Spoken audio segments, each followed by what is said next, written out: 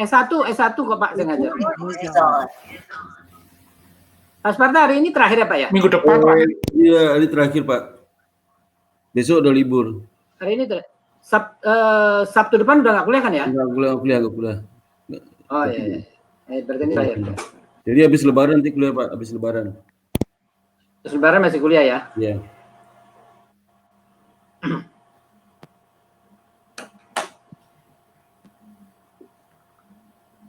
Siapa namanya? Hasbi. Hatib. Muhammad Hatib. Hatib. Ya. Hatib Pak, Muhammad Hatib. Udah Ya. kerja Hatib. Siapa? Kerja di mana Mas? Udah Pak, Udah kerja. Iya, alhamdulillah udah kerja. Di Udah mana? Pak, di Bank BTN Pak. Bank BTN. Di Bank BTN. Oh, Bank BTN. Iya. Oh gitu. Sejak kapan? Sejak 2015. Oh, alhamdulillah. 2015. 2015. Sudah lama dong. Udah 5 tahun. Iya. Iya. Oh, dulu ODP apa bukan? ODP bukan? Iya Pak. ODP. Dulu ODP? saya sebelum Iya Sebelum Pak. BTN mana? ODP? Iya Pak. Sebelum di BTN di bank swasta Pak. Oh. Terus di BTN tahun 2015. Dulu ODP-nya di LPPI bukan? Iya. Enggak Pak. Jadi saya dulu cuma di pusat dulu Pak untuk pendidikannya. Bukan. Karena saya ODP bukan? lewat jalur experience hire. Bukan Pak, experience hire. Oh gitu, experience hire. Oh Iya. gitu ya. Jalur experience hire. Jadi nggak ikut yang jadi nggak ikut ODP yang di bulan itu nggak ikut ya? Iya, nggak ikut Pak. Cuman di pusat latihannya. Oke. Terus di BTN di bagian apa sekarang? Di bagian komersial analis risk. Komersial risk analis. Komersial analis. Oh gitu. Iya. Di divisi risk Pak. Oh gitu. Ya. Anak IBS kenal nggak di sana? S1 IBS, lulusan S1 IBS tahu nggak di sana? Di mana Pak? Dia BTN? ada di siapa Pak Sparta namanya? Yang angkatan 2004, siapa namanya Pak yang di BTN? Oh iya, sudah. Perempuan Itu kan, Pak, ada perempuan ini internal auditor ya. Ada 2. Iya, satu Ada perempuan. 2, ada laki ada perempuan. Iya, yang perempuan itu internal auditor. Ya, yang anak Bumi Serpong Damai itu siapa namanya itu? Internal auditor, yang laki-laki saya lupa itu. Siapa mulai Pak? Ya, siapa? Siapa nih mimpin Pak Sparta? Iya. Gini Pak, ini bimbingan Pak Sparta. Untuk sampel ini kita pimpin sama Pak Sparta dulu Pak ya. Iya. Silakan Pak. Silakan. Oke, assalamualaikum warahmatullahi wabarakatuh. Terima kasih kepada Pak Joni, Pak Muklis, kemudian Pak Taufik yang telah mengurusin sempro ini, juga mahasiswa kami Muhammad Natib. Terima kasih sudah alhamdulillah sudah sampai kepada tahap sidang sempro ya. Selama mengalami beberapa kali ujian ya, beberapa kali pembimbingan sama saya, konsultasi bolak-balik ya. Dan terakhir minggu lalu setelah saya baca tiga saya suruh ujian ya. Dan mudah-mudahan untuk yang pasca sempro ini kita harapkan sudah paling lama 1 bulan nanti ya. Kalau bisa dilanjutkan, jadi mungkin bulan Juni sudah selesai ya. Akhir Juni sudah selesai draftnya. Dan ini merupakan mahasiswa BTN Pak Joni, jadi kita berharap jadi alumni kita bisa mengharumkan nama IBS di BTN dan juga nanti Muhammad Natib, kamu juga punya kewajiban moral juga untuk membuat orang BTN tertarik sama kamu dan simpati sama kamu dengan lulusan S2 sehingga bisa ngajak teman-teman di BTN untuk masuk ke IBS ya. Paling tidak setahun itu 1 atau 2 orang tarik ke IBS ya, ke sekolah di MM. Karena di sini kita sangat fokus ke perbankan. Dosen kita banyak pengalaman di perbankan, tepat sekali kamu kuliah di MM di IBS. Karena kalau kuliah di tempat lain kurang ya. Juga Pak Joni ya, kemudian untuk beri waktunya silakan presentasi 10 menit atau pengalaman 15 menit ya. Ya. Kemudian habis itu kita diskusi, minta masukan kepada Pak Joni, Pak Muklis ya. kepada Pak Dr. Juni, Pak Dr. Muklis masukannya untuk perbaikan proposal Anda. Jadi silakan Mas Muhammad Taufik presentasi, silakan. Ya, baik Pak.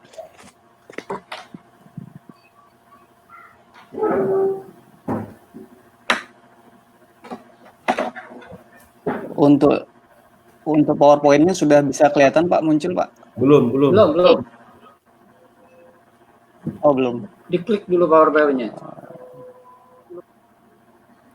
Siap.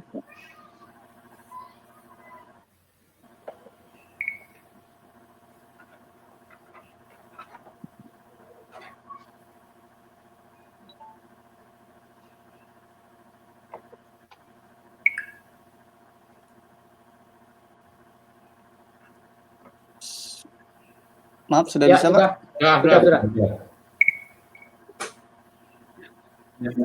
Baik ya. Ya, bismillahirrahmanirrahim. Assalamualaikum warahmatullahi wabarakatuh. Waalaikumsalam. Selamat pagi, salam sejahtera untuk kita semua. Yang terhormat, dan saya ucapkan terima kasih kepada Bapak dosen pembimbing, Bapak Dr. Suparta, yang telah bersedia membimbing, memberikan arahan, sehingga bisa terbentuklah proposal tesis dari bab 1 sampai bab 3 ini. Dan saya ucapkan juga terima kasih atas waktunya kepada dosen penguji Bapak Dr. Muhammad dan Bapak Dr. Joni Swastanto. Ya, saya Muhammad Hatip,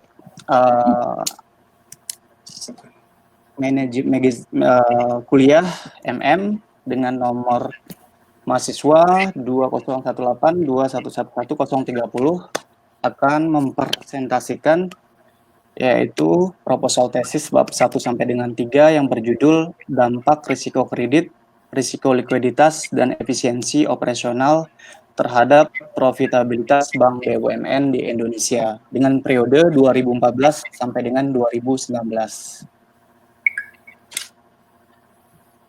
Ya. Selanjutnya topik pembahasan di sini ada bab 1, bab 2, bab 3. Bab 1 terdiri dari latar belakang, rumusan masalah, tujuan penelitian, manfaat penelitian.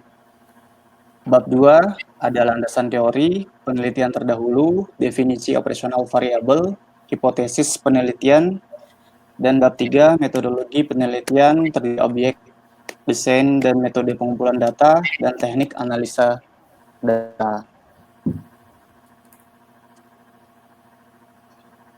Ya. Selanjutnya latar belakang proposal tesis ini yaitu berkaitan dengan bank BUMN yang tadi saya sebutkan, yang tentunya berkaitan dengan risiko, sehingga semua perusahaan dalam menjalankan kegiatan bisnisnya perlu mengandung risiko. Kecil besar risiko tersebut harus dikelola dengan manajemen risiko yang baik, termasuk pula dalam kegiatan bisnis di bidang perbankan sebagai jasa pelayanan. Bank dalam menjalankan bisnisnya tentu berorientasi menghasilkan laba atau profitabilitas, sehingga bank diminta untuk dapat menjaga kinerja keuangan dengan baik, terutama tingkat profitabilitas. Profitabilitas merupakan kemampuan suatu bank untuk mendapatkan laba atau keuntungan dalam suatu periode tertentu. Ruth Sinung et al. 2016. Ya, di sini ada 4 permasalahan, yaitu pencapaian ROA Bank BUMN periode 2015 sampai dengan 2019 masih di bawah pencapaian tahun 2014. Berarti di sini menunjukkan adanya penurunan kinerja keuangan dalam hal pencapaian profitabilitas. Yang menjadi permasalahannya apakah risiko kredit atau risiko likuiditas dan efisiensi operasional memiliki dampak terhadap kinerja profitabilitas ROA tersebut. Mengapa saya ambil risiko kredit, risiko likuiditas, dan efisiensi operasional? Karena pada dasarnya kita tahu bahwa bank itu adalah tempat menghimpun dana dari masyarakat, yang tentunya dalam menghimpun dana ini terjadi risiko likuiditas. Dan dana tersebut pastinya akan disalurkan kembali kepada masyarakat yang membutuhkan untuk kesejahteraan masyarakat dalam bentuk kredit. Nah, dalam hal ini kredit tentunya pasti ada risiko, yaitu risiko kredit. Sehingga antara risiko kredit dan risiko likuiditas ini berhubungan, yaitu menjadi dasar bank dalam menjalankan bisnisnya. Dalam menjalankan bisnisnya tentunya ada operasional di sana, yang ada biaya-biaya tentunya akan berdampak pada efisiensi operasional, apakah bank tersebut menjalankan bisnisnya dengan efisiensi atau tidak. Selanjutnya, tujuan penelitian. Yang pertama adalah risiko kredit, yang pendekatan indikatornya menggunakan NPL di sini, perform loan, yaitu untuk mengetahui dampak risiko kredit terhadap profitabilitas pada bank BUMN di Indonesia. Yang kedua, yaitu risiko likuiditas. Pendekatannya menggunakan R, loan deposit ratio. Tujuannya untuk mengetahui dampak risiko likuiditas terhadap profitabilitas pada bank BUMN di Indonesia. Dan yang ketiga yaitu efisiensi operasional. Pendekatannya menggunakan BOPO. Tentunya untuk mengetahui dampak efisiensi operasional terhadap profitabilitas pada bank BUMN di Indonesia. Yang selanjutnya, manfaat penelitian. Pertama, untuk tentunya untuk saya sebagai peneliti, yaitu sebagai salah satu syarat untuk mendapatkan gelar MM.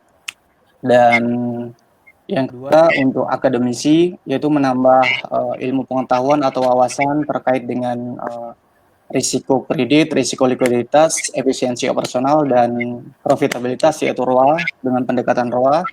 Dan yang ketiga yaitu manfaat penelitian untuk perbankan, sehingga perbankan dapat, tentunya perbankan sudah mengetahui hal ini, tapi mungkin bisa mendapatkan tambahan informasi-informasi terkait dengan dampak risiko kredit, risiko likuiditas, dan efisiensi operasional terhadap profitabilitas pada bank.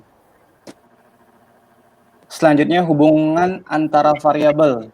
Di sini saya menggunakan variabel independen atau bisa dikatakan variabel bebas. Di sini ada risiko kredit yang tadi saya sampaikan menggunakan pendekatan NPL.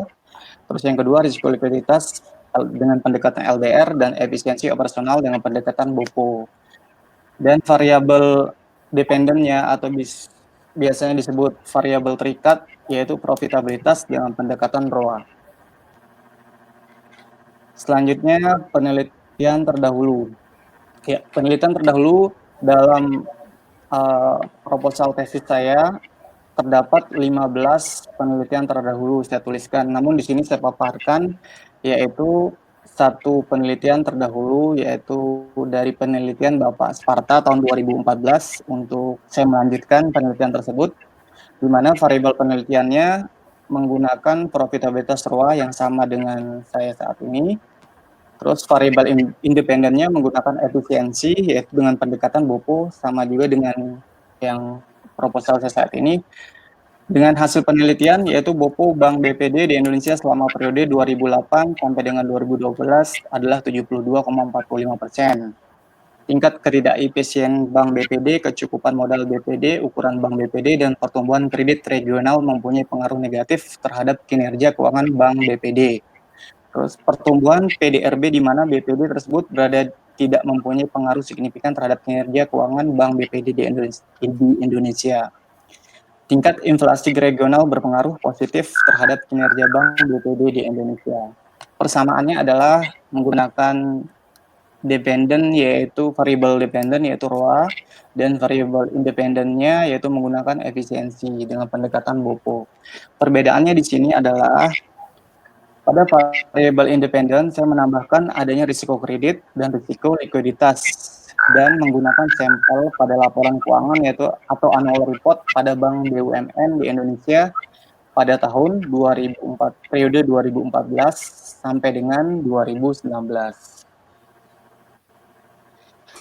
Selanjutnya, definisi operasional variabel pada ROA atau return on asset.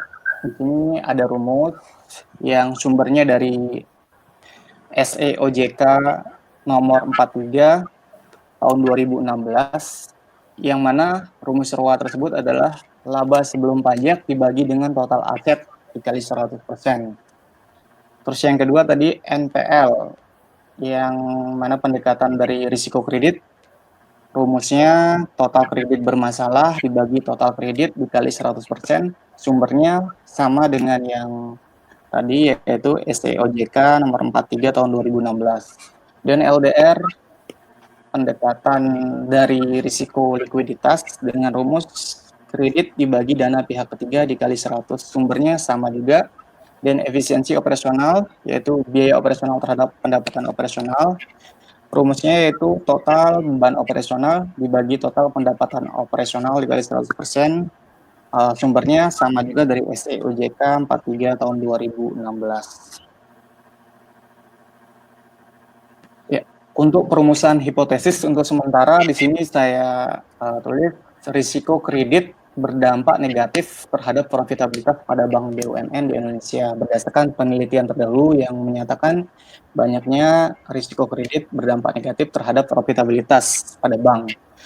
Terus yang kedua LDR, risiko likuiditas berdampak positif terhadap profitabilitas pada bank. Dan yang terakhir yaitu BOPO, efisiensi operasional berdampak negatif terhadap profitabilitas pada bank.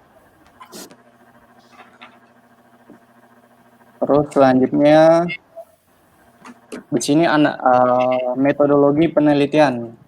Jadi jenis penelitian yang saya gunakan di sini adalah data kuantitatif yang berasal dari laporan keuangan dengan periode 2014 sampai dengan 2019. Yaitu terdiri dari Bank Rakyat Indonesia, Bank Negara Indonesia, Bank Tabungan Negara, Bank Mandiri, yang sumber-sumber data tersebut yang saya akses dari masing-masing web bank tersebut, yang ada 4 bank BUMN tersebut. Dan metode penghimpunan data populasi data annual report tersedia situs web perusahaan yang saya sampaikan tadi. Dokumentasi perusahaan berupa laporan yang telah dipublikasikan. Selanjutnya analisis data. Nah, dalam hal ini untuk rencananya saya menggunakan SPSS 21 karena kebetulan juga saya belum melanjutkan untuk meneliti ke programnya. Jadi untuk sementara saya menggunakan SPSS 21 atau nanti kemungkinan ada perubahan ke IFIUS. Mungkin bisa nanti untuk bimbingan arahannya dari dosen pembimbing. Di sini ada 3 yaitu uji asumsi klasik, uji asumsi klasik terdiri dari uji normalitas, uji heterokedastisitas, uji multikolinearitas, dan uji autokorelasi.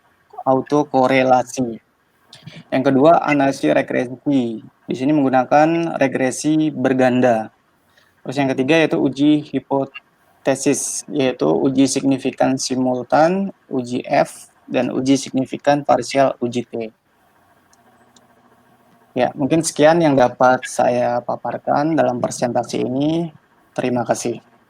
Oke, terima kasih pada Muhammad Hatib atas presentasinya. Mungkin sebelum dimulai, nanti di bab 3 itu tolong kamu tambahkan lagi mengenai uji fit terhadap model data panel ya. Itu pakai uji CO sama uji apa? Satu lagi lupa saya. Itu nanti kamu cari ya. Kemudian juga Baik Pak, siap Pak. Uji pakai uji T ya, dan kan ada uji F, uji T. Kamu kasih tambahkan kalimat lagi di satu linia dalam tesis ini kamu menggunakan uji T saja, tidak uji F, karena kan hipotesis yang terkait dengan uji F nggak ada ya. Jadi demikian, berikan kekurangan untuk waktunya, kita berikan waktu kepada Bapak penguji, Bapak Dr. Joni sama Bapak Dr. Muklis untuk menyampaikan masukannya kepada mahasiswa kami. Terima kasih, silakan Pak Joni, Pak Muklis. Ya Pak, boleh Pak saya ya Pak? Iya Pak. Pak, terima kasih Pak Sparta, Saudara Hatib. Saya kira pertama topiknya bagus ya, bagus. Ini apa namanya sesuai dengan keahlian Anda. Lalu yang kedua saya suka Anda meng-quote dosen internal kita, Dr. Sparta di dalam apa namanya penelitian Anda.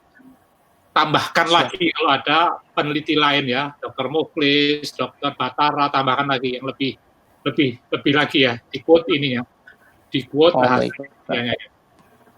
Kemudian secara umum saya anggap ini baik dengan beberapa perbaikan ya. Perbaikan pertama begini, kalau di pendahuluan ini ada cerita panjang mengenai ROA, LDR, BOPO, NPL, dan sebagainya. Tadi sedikit di atas, di pendahuluan di bab kedua, di alinea kedua mengenai BUMN. Ya. Tetapi menurut saya kurang. Jadi maksudnya gini, kalau Anda mau meneliti mengenai bank BUMN, maka perlu ada alasannya kenapa gitu. Alasannya kenapa. Jadi contohnya di pendahuluan sebelum identifikasi masalah, itu alinea terakhir adalah dari uraian di atas untuk dapat dilakukan penelitian dengan lebih khusus kepada bank BUMN, yaitu dampak risiko kredit, risiko likuiditas, dan efisiensi, dan seterusnya terhadap profitabilitas pada BUMN periode 2014-2019. Jadi tambahkan 2 atau 3 alinea sebelum itu mengenai bank-bank BUMN tadi. Kenapa? Ya, pertama, misalnya begini, bank BUMN adalah bank terbesar di Indonesia yang perlu menjadi tolok ukur dari perkembangan perbankan di Indonesia. Jadi perlu ada penelitian mengenai itu, misalnya seperti itu. Kedua, di depan tadi Anda sudah jelaskan mengenai tugas-tugas bank BUMN. Kira-kira tugas-tugasnya itu bisa terpenuhi atau tidak? Jadi hal-hal seperti itu yang menggelitik saudara untuk meneliti bank-bank BUMN, termasuk kenapa Anda dari pengalaman Anda bekerja di bank BTN ya. Ya, iya Pak. Bahkan 2 atau 3 alinea mengenai bank BUMN. Baru kemudian di alinea terakhir sebelum identifikasi masalah, dari uraian di atas kami akan melakukan penelitian mengenai bank BUMN itu. Ya. Baik. Jadi tentu kenapa Anda meneliti ini kan tentu ada ketertarikan apa gitu. Ya. Jadi tidak sekedar menerapkan yang punya penelitian Sparta ke bank BUMN kan enggak. Mestinya ada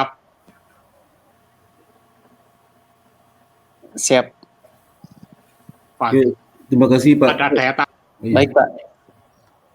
Baik siapa? Oke. Yang di bab 2 saya kira saya sudah cocok. Bab 2 saya selalu mengingatkan kalau di penelitian yang terdahulu harus disimpulkan penelitian Anda itu seperti apa. Dan saya sudah membuat, jadi Pak Sparta dulu meneliti apa, ada meneliti apa, ditambah apa, dan objeknya berbeda. Saya kira ini bagus. Siapa? Nanti saya kira itu dulu Pak Sparta. Nanti saya ada pendalaman lain setelah Pak Mukhlis, silakan. Oke, terima kasih Pak Joni. Ya, terima kasih Pak Joni. Jadi mohon Mas Hatip itu dicatat ya, masukan Pak Joni itu sangat baik sekali. Siapa? Untuk melengkapi. Baik siapa? Berikutnya kepada Bapak Dr. Mukhlis, silakan Pak untuk memberikan masukan. Ya, terima kasih. Hatip, ini kan penelitiannya cuma 4 bank ya? Cuma 4 bank. Iya Pak, 4 bank BUMN betul. Tahunnya 5. Tahunnya 6 Pak, 2014 sampai 2019. Ya, 6. 14, 19, 6 tahun, ya, kemudian datanya tahunan. Datanya tahunan Pak, betul. Ya, berarti datanya cuma 24 nanti. Datanya 24 sih. Iya Pak. Independent iya Pak, variable. 24. Independent variable berapa? 3 ya? Independent 3 Pak. Independent variable-nya 3 Pak. Minimal 30. Nah, itu biasanya 30. Ya. Karena untuk distribusi normal itu minimal observasi 30 Mas. Oh, siap Pak. Iya, jadi tambah lagi tahunnya mungkin mundur lagi ke belakang lagi buat tahunnya. Baik, siap Pak. Ya, jadi itu diperhatikan datanya sedikit sekali. Jadi apakah mau ditambah jadi 10 tahun misalnya begitu kan? Nah, itu kan jadi agak banyak. Kalau tidak misalnya data tribulanan, nah itu bisa juga makin banyak, cuma ceritanya kan jadi beda. Karena mungkin LDR misalnya contohnya LDR di akhir tahun itu biasanya beda dengan LDR di kuartal-kuartal 1, 2, 3. Biasanya beda itu. Jadi akhir tahun biasanya kan ada kekhususan tertentu dibanding dengan 1, 2, 3 biasanya agak beda. Nah, jadi itu perlu dipertimbangkan. Nah, kemudian sebaiknya Anda perhatikan juga jangan hanya sekedar angka, tapi Anda perhatikan juga, Anda baca juga literatur mengenai kebijakan atau policy ya. Kebijakan atau policy. Contoh misalnya kalau dalam situasi tertentu untuk meningkatkan laba, perusahaan bank memang harus berani memberikan kredit ke sektor-sektor yang lebih berisiko misalnya. Maka dia sengaja meningkatkan NPL demi meningkatkan profit gitu kan. Nah, itu kebijakan seperti itu sebaiknya di bab berapa itu ya? Mengenai teori berarti itu kan? Di bab 2. Nah, itu sebaiknya dikemukakan juga yang seperti itu. Ya. Jadi jangan hanya menceritakan penelitian terdahulu begini, tapi teorinya di bank itu bagaimana bank itu melakukan trade off antara risiko, gitu kan? Kadang-kadang bank itu bersedia menanggung risiko lebih tinggi demi profit yang lebih tinggi, gitu kan? Nah, itu diceritakan juga, gitu. Nah, kemudian nanti kalau Anda bisa menceritakan, oh BNI itu polisinya begini, Mandiri itu begini, BRI itu begini, BTN itu begini, misalnya gitu kan. Nah, dari situ Anda bisa cerita banyak itu. Ya, jadi dalam proses penelitian ini Anda juga belajar banyak. Oh, BNI itu begini dia, gitu kan? Misalnya dalam 10 tahun data Anda itu BNI itu NPL-nya selalu lebih rendah dari Mandiri, misalnya begitu ya. Nah, jadi berarti BNI itu lebih konservatif misalnya, gitu kan? Nah, sementara BNI lebih risk taker misalnya, Mandiri lebih risk taker misalnya seperti itu. Ya, jadi itu semua kadang-kadang itu adalah suatu kebijakan ya, itu adalah suatu kebijakan yang Anda harus bahas juga itu. Nah, contoh yang paling sering adalah LDR ya, adalah LDR. Nah, LDR BTN itu biasanya dibanding bank pemerintah lain itu pasti lebih tinggi. LDR BTN itu. Kan? Kamu pasti tahu itu kan? Iya, Pak. Dekat-dekat 100, kadang-kadang lebih dari 100 itu BTN kan? Iya, Nah, itu kan policy. Lebih dari 100 ya. Ya kan? Lebih dari 100 ya kan? Itu kan policy, kebijakan itu. Ya kan? Kenapa begitu? Karena BTN ini permintaan kredit rumah itu kan tinggi sekali. Ya kan? Orang yang butuh rumah itu banyak sekali sehingga permintaan kredit rumah itu luar biasa. Dan sementara itu BTN itu kemampuan menghimpun dananya kalah jauh kalau dibanding Mandiri gitu kan, dibanding dengan BNI yang mana transactional bankingnya dia bagus sekali, ya kan? Sementara BTN ini sangat kurang mempromosikan bahwa dirinya itu bisa melayani giro loh, gitu itu aja masih jarang gitu, masih kurang. Bahkan ada lembaga perusahaan yang nggak tahu bahwa BTN itu terima giro, tahu nggak? Ada loh institusi, perusahaan, company, korporasi nggak tahu bahwa BTN itu terima giro. Iya bener, ya kan?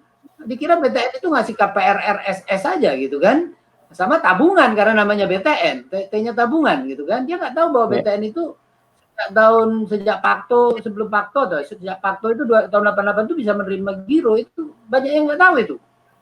Nah ini kan mengakibatkan kemampuan menghimpun dananya jadi rendah, padahal permintaan kredit rumah tinggi. Jadi menyerap dananya kecil, melempar dananya besar. Itulah LDR-nya jadi tinggi. Nah ini kan Anda bisa sebut itu policy, Anda bisa sebut itu naturally seperti itu, BTN ya kan. Nah, jadi Anda nanti nggak cuma main statistik aja, tapi melihat juga policy 4 bank ini seperti apa sih gitu kan. Ya, itu yang seperti itu pula Anda ceritakan gitu ya. Nah, kemudian juga kenapa BTN bisa LDR tinggi sampai 100? Ini kalau saya dengar-dengar kalau saya baca, karena ini kan semua bank publik ya. Kalau saya baca komentar-komentar investor itu, mereka itu investor saham ya, orang-orang yang suka main saham itu biasanya kalau LDR-nya BTN udah mepet-mepet ke atas itu, biasanya mereka mengurangi membeli saham BTN itu. Ya, kenapa? Bukan karena takut bangkrut, bukan karena takut nggak bisa mengembalikan deposito, bukan. Kenapa? Pasti ditegur nanti gitu kan? Pasti ditegur, artinya dia pasti nggak bisa lagi landing lagi, nggak bisa landing lagi, karena LDR-nya sudah tinggi, yang mengakibatkan dia nggak bisa lagi nambah profit kan, karena nggak bisa landing gitu kan.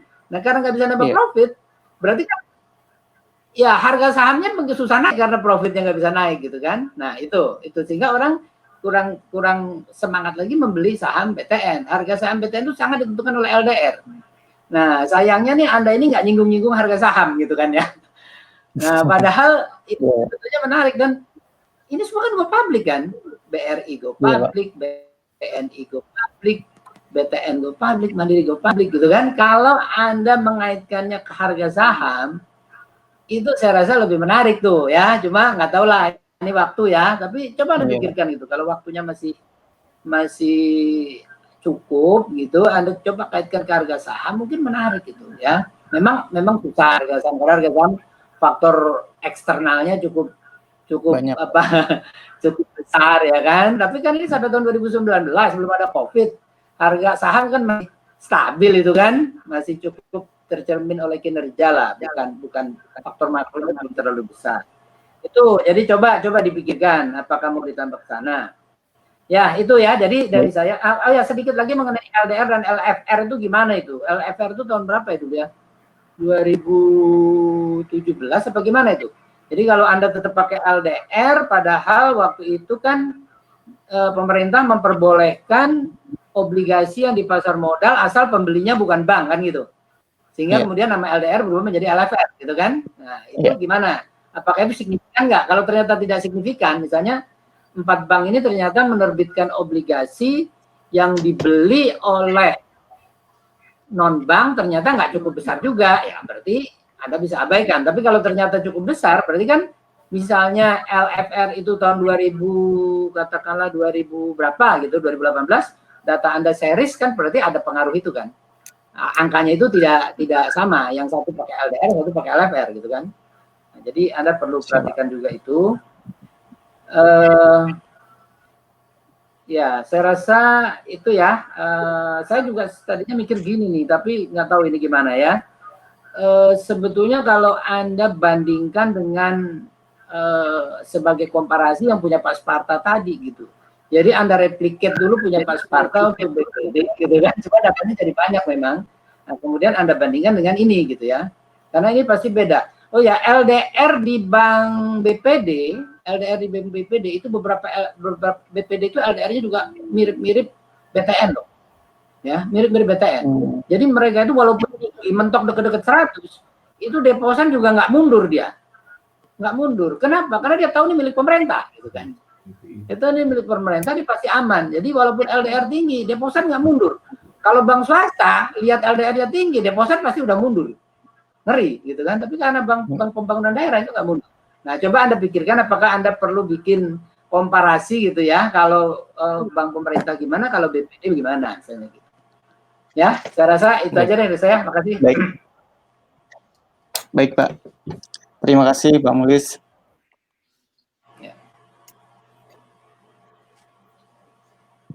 Pak Sparta boleh tambah. Terima kasih Pak Muklis atas masukannya kepada Muhammad Latif. Tolong dimasukkan pertama mengenai adanya perlu menambahkan tentang Bank BUMN terus teori ya. Terus bagaimana kondisi BUMN, kemudian logika teori mengenai masing-masing rasio tadi itu, risiko kredit, risiko itu udah masing-masing itu. Dan juga yang kedua, saya tambahkan lagi yang di pendahuluan ya, pendahuluan seperti Pak Junis ya, Mas Gili, lalu Pak Muklis ya. Dan di pendahuluan itu kamu sampaikan satu linia mengenai perkembangan harga saham Bank BUMN itu ya, 4 bank itu. Sampaikannya perkembangan mungkin setelah sebelum kamu menulis empirical gap, tulis dulu yang perkembangan harga saham itu ya. Kemudian juga yang lain. Oke, terima kasih Pak Muklis atas masukannya. Kemudian Pak Joni, silakan Pak Joni. Terima kasih Pak Sparta. Ini tapi maksudnya gini, bab 1, 2, 3 menurut saya sih oke. Nah, saya mengingatkan kalau nanti masuk bab 4, ya, pada saat masuk bab 4, itu kan nanti kan ada pengolahan data ya. Baik, Pak. Ya, pengolahan data, misalnya nanti NPL, bagaimana pengaruhnya ke ROA, LDR, POPO ke ROA gimana gitu. Itu nanti kan ada pengolahan data, artinya itu hasil dari SPSS.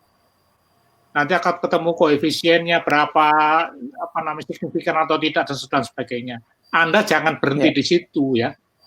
Nanti harus ada pembahasan. Oke?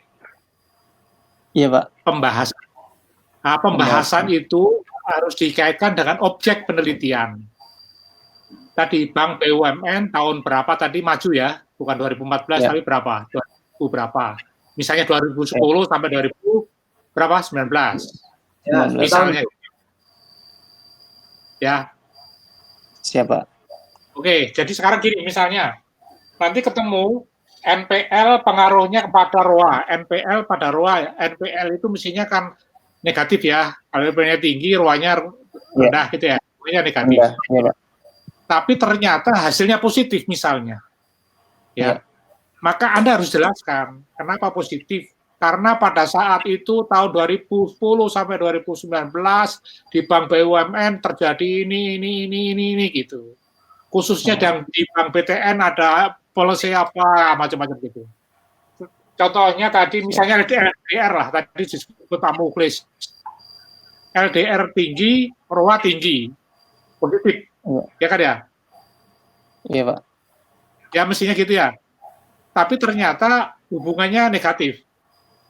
Maka Anda harus jelaskan dalam periode penelitian Bank BUMN tahun 2010 sampai 2019 itu ada masalah, ada terjadi perubahan ketentuan di bank BUMN begini. Di Bank BTN ada policy bahwa LDR boleh di atas 100%, nah gitu-gitulah. Harus ada pembahasan yang terkait dengan objek penelitian, ya.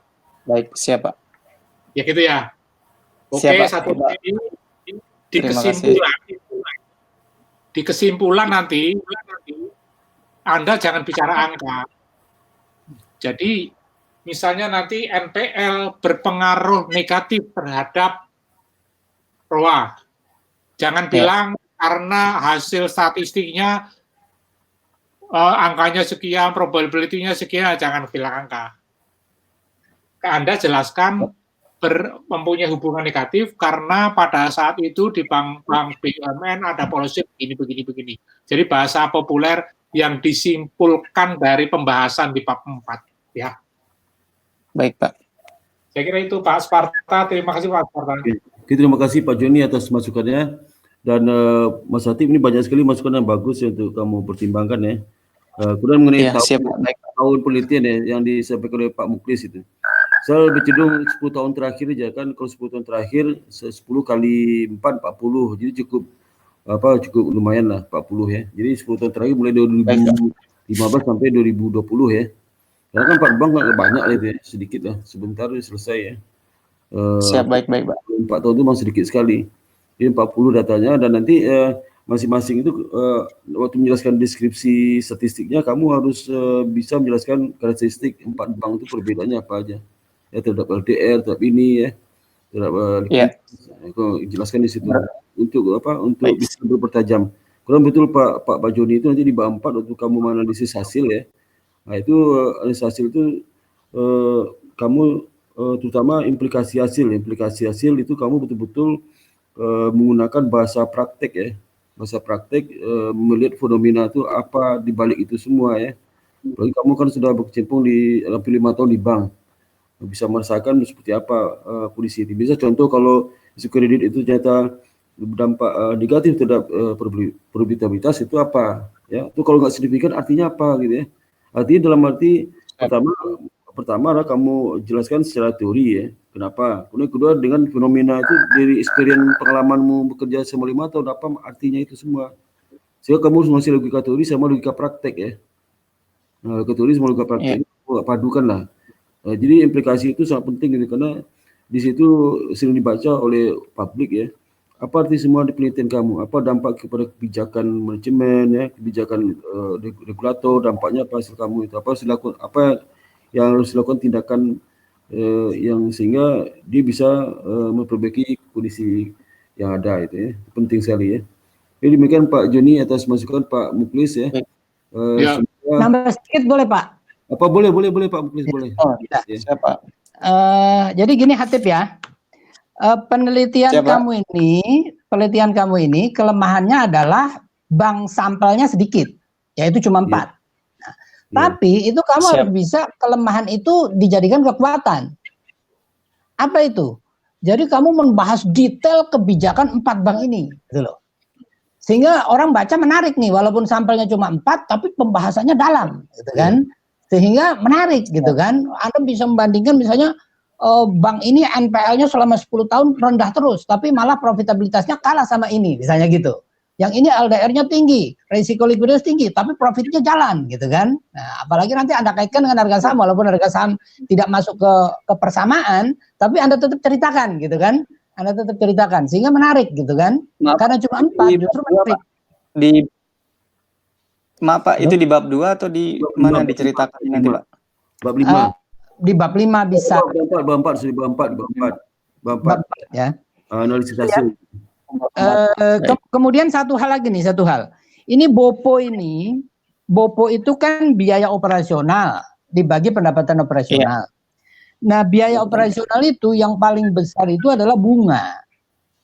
Ya kan? Nah, padahal bunga itu seringkali bukan policy bank. Karena itu tergantung pada faktor eksternal, apalagi kamu pakai data 10 tahun. Nah, 10 tahun itu kan suku bunga SBI fluktuatif itu. Kadang-kadang suku bunga SBI sedang tinggi, ya berarti deposito tinggi, ya BOPO-nya tinggi gitu kan, berpengaruh ke BOPO. Jadi coba nanti BOPO-nya itu waktu menganalisis di bab 4 itu, coba BOPO-nya itu sebagian besar BOPO-nya itu kalau dipecah BOPO-nya, biaya bunga dibanding pendapatan operasional dengan pendapatan non bunga dibanding dengan pendapatan operasional, itu bagaimana gitu kan, sehingga kelihatan ini BOPO tinggi karena boros. Ya misalnya biaya iklannya terlalu tinggi, depresiasi gedungnya segala macam terlalu tinggi, atau BOPO yang disebabkan oleh bunga. Bunga itu kan faktor kadang-kadang itu faktor eksternal gitu. Nah, coba mumpung ini sampelnya cuma sedikit, sudah gitu. Mumpung sampelnya cuma sedikit, kalau sampel Anda 150 bank pasti berat. Tapi karena ini sampelnya cuma 4 bank kali 10 40, Anda bisa lebih teliti gitu. Hanya BOPO-nya dipecah. Ini untuk menganalisis saja. Menganalisis penjelasan di bab 4. Oke, gitu ya. Saya. Jadi siapa baik Pak Atip ya. Jadi Atip nanti ada 2 hal masukan Pak Muklis. Pertama terkait dengan BOPO yang di bab 2. Bab 2 itu kan tadi Pak Muklis bilang BOPO itu bagaimana? Itu kan beban operasional sama beban pendapatan operasional sama beban operasional sama pendapatan operasional. Nah, di bagian banyak bank itu sebagian terbesar lah itu pendapatan bunga. Jadi kamu sampaikan logika teori itu dimenjelaskan di variabel BOPO. Setelah kamu jelaskan rumus, nanti ada analisis tentang rumus tentang konsep BOPO itu di alinea terakhir di variabel BOPO. Kamu jelaskan di situ ya. Tapi belum ada angka, cuma logika teori juga jelaskan ya. Kamu lihatlah buku-buku perbankan di Indonesia itu banyak itu menjelaskan BOPO itu ya. Kemudian yang kedua, Pak Muklis pada saat itu kamu masukkan di bab 4 di bagian deskripsi analisis, ada analisis deskriptif ya, deskriptif. Jadi begitu kamu masukkan nanti kan ada 5 variabel tuh, 4 variabel profitabilitas, analisis masing-masing 4 bank itu ya. Kemudian deskripsi tentang NPL, BOPO ya, ada BOPO itu kamu masukkan itu di situ. BOPO itu kamu bikin grafik itu ya, grafik. Ada 2 grafik BOPO, perkembangan BOPO ya 10 tahun ke 4 bank itu yang BOPO yang total, kemudian BOPO yang aja memasukkan 3 BOPO yang total ya, BOPO total beban ya, kemudian BOPO yang hanya beban bunga saja. Jadi BOPO itu total beban operasional sama pendapatan operasional. Yang kedua BOPO beban bunga sama pendapatan operasional. Yang ketiga itu biaya non operasional bersama pendapatan operasional. Ya, 3. Nah, 3 itu nanti kamu bikin grafiknya selama 10 tahun terakhir itu. Itu terakhir itu Baik, siap Pak. Nah, setelah itu nanti kamu analisis. Jadi analisis gini, analisis nanti di dalam statistik itu kamu analisis, wah ternyata dari BUMN itu perkembangan beban non operasional lebih tinggi pada perkembangan beban bunga. Biasanya itu seperti itu. Ini akibat jor-joran persaingan segala macam ya. Kamu sampaikan di situ ya di statistik itu sebagai mempertajam implikasi penelitian kamu nanti ya, mengacu ke situ. Baik, siap Pak. Itu bagus sekali itu ya. Tapi di dalam data masuk ke regresi kamu total BOPO aja, BOPO total beban personal sama pendapatan personal. Tapi tujuan analisis statistiknya kamu pecah di 3 ya. Ya Mas ya? Iya, baik. Nah, Iya, siap. Itu di bab 4 Pak ya, maaf. Apa? Di bab 4 dimasukin. Bab 4. Itu dimasukin di bab 4 ya. Oh ya. Di deskripsi statistik ya. Ya. Oke ya. Siap, Pak. Setelah kamu menganalisis statistik misal minnya, deviasi, itu masuk ke yang tadi itu ya. Analisisnya ya. Siap. Oke, kita komplis tambahnya. Ya, terima kasih Pak. Bagus sekali. Pak Joni, silakan Pak Joni. Terima kasih Pak. Saya ingin menekankan apa yang disampaikan Pak Sparta barusan. Hadep. Ya, siap Pak. Karena Anda ini orang bank dan Anda mahasiswa MM ya. Jadi Anda ini istimewa kaitannya pada topik tesis ini. Jadi saya minta Anda nanti dalam pembahasan harus panjang lebar. Karena Anda mempunyai pengetahuan yang banyak mengenai perbankan. Ya, saya kira itu. Terima kasih Pak Sparta. Oke, silakan Pak Joni. Terima kasih Pak. Jadi kalau nggak ada lagi kami ada pembimbing skripsi Pak Muhammad Natib, kemudian dari Muhammad Natib sendiri mengatakan alhamdulillah atau masukannya, dan kita berharap Muhammad Natib paling lama 1 bulan. Jadi kalau sekarang bulan Mei, akhir Juni draft kamu udah selesai. Akhir Juni. Awal Juni udah sidang ya. Jadi sidang. Minggu pertama ada sidang. Yang lama itu akhir Juni udah selesai. Jadi karena sekarang banyak di rumah, kamu harus banyak waktu ya membuat tesismu ya, banyak waktu, jangan main ya. Ya, tiap malam, tiap hari kerja selesai itu insyaallah. Dan data itu kan nggak ke mana di internet udah dapat data semua internet ya. Gampang sekali data sekarang. Udah Pak. Data itu paling butuh waktu nggak sampai seminggu selesai datanya. Jadi kamu olah data SPSS atau IFUS, terserah deh kamu pakai IFUS atau SPSS terserah ya. Sama aja hasilnya kan, alatnya yang beda ya. Size sama aja. Terserah kamu. Nanti analisis ya. Jadi langsung kita konsultasi melalui Zoom sama email seperti selama ini. Email sama Zoom ya. Siap. Cepat saja waktu bimbingan setiap hari Kamis tuh. Kalau hari Selasa ya. Oke. Terima kasih Pak Matib dan terima kasih Pak Joni dan saya Pak. Ya, terima kasih Pak. Alhamdulillah, assalamualaikum. Terima kasih Pak Sparta, Pak Mulis, Pak Joni. Tutup. Alhamdulillah, assalamualaikum warahmatullahi wabarakatuh. Waalaikumsalam. Waalaikumsalam warahmatullahi wabarakatuh.